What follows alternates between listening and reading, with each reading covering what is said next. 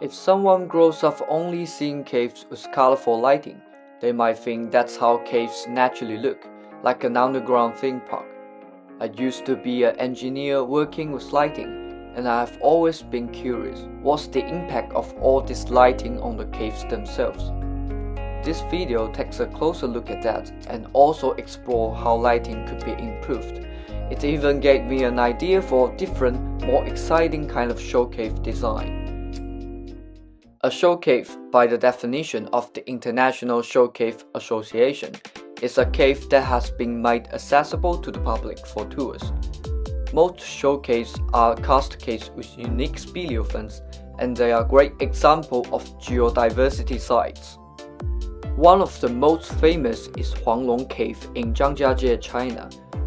A huge lighting upgrade was just completed in May 2025, adding lots of color lighting, mist machine, and even high-power lasers and projectors. And it's not the only one. Thousands of caves in China and many more around the world are brightly lit up with colorful artificial lights. Studies show that traditional lights raise the temperature and reduce humidity, which directly affect the microclimates and speleothons of the cave. Even replacing old lights with modern energy-efficient LEDs doesn't fully solve the problem. Artificial lights do allow photosynthetic organisms to invade, a phenomenon called lantern flora.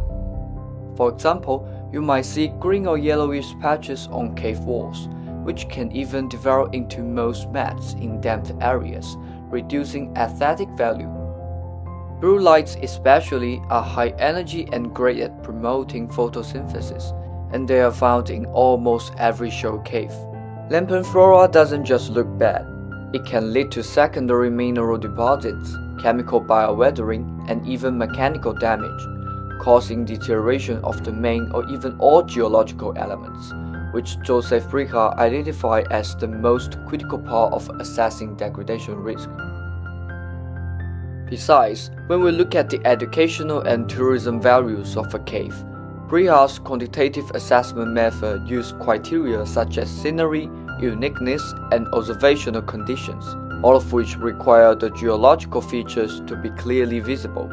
But honestly, I don't think putting them in blurry blue light does any good. Luckily, over the past 20 years, cave lighting design has started to focus more on conservation, aiming to reduce the negative impact of artificial light. We can already see good examples of this around the world, including Australia's oldest cave system, Jenolan Caves. Their outdated lighting was replaced with specially designed LEDs. Most of them are warm white, which helps slow down algal growth, highlighting specific features while leaving other areas dark. Sections of lighting can be turned off when not needed, which reduce both light intensity and duration. The new design not only protects the cave itself, but may also offer better habitats for its original inhabitants, helping to restore Jenolan Cave's ecological value. That's good news for all the cave-dependent species, including the endangered large-eared pie bat. In my opinion, there's still so much to explore in cave tourism. Instead of either risky hardcore caving or fully lit up underground Disneyland, I suggest something in the middle. In a well-developed show cave, only place lighting along the walking trail, just bright enough for people to walk safely, with no light aimed at the cave formations. This would bring the cave environment back to something closer to its natural state, seeing nothing. Don't worry, you'll be given a torch or headlamp, limiting your whole view to a small circle of light. This way, the cave is barely affected by artificial lighting, while visitors still get to enjoy the thrill of caving, and they'll pay much more attention to the shapes and texture of the geological features right in their torchlight. Just imagine, in total darkness, as you slowly move forward and raise your light, a massive stone pillar begins to rise out of the shadows. Wouldn't that be even more breathtaking?